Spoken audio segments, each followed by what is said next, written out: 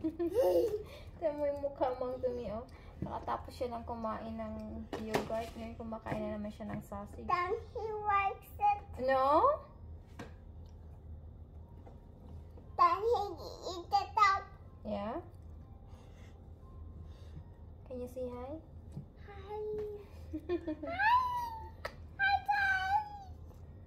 Hi, guys.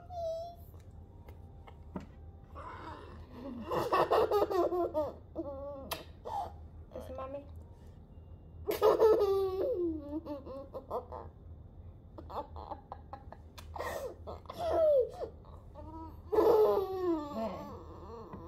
Tawa ka ng tawa, may laman yung anong mo dyan. Kaya babulunan ka.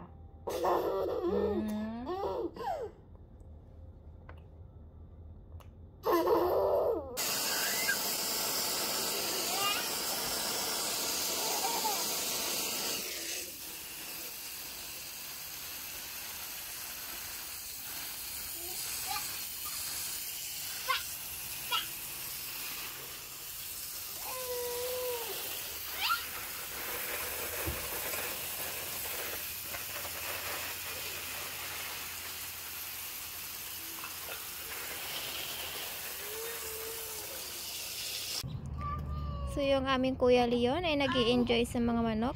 Binibigyan niya ng avocado.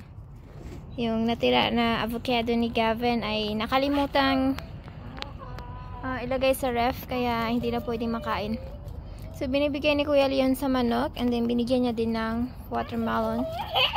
Kaya so ito kasi ginagawa kong compost, mga palangga. So Kuya ginagawa ko itong compost, mga palangga. So sabi ni Kuya Leon, bibigyan niya daw yung manok. Titingnan niyo. Tuwang-tuwa yung aming Kuya Leon.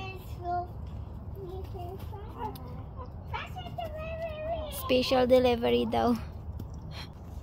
Araw-araw niya nilalaro itong manok na ito. So mayroon siya lahat itong runway. Ayan. Hindi pa nga lang tapos. Kaya pag pinapakawalan namin, kuya, pag pinapakawalan namin yung manok, andito din kami ni Kuya Leon kasi minsan kasi may dumadaan yung malaking ibon.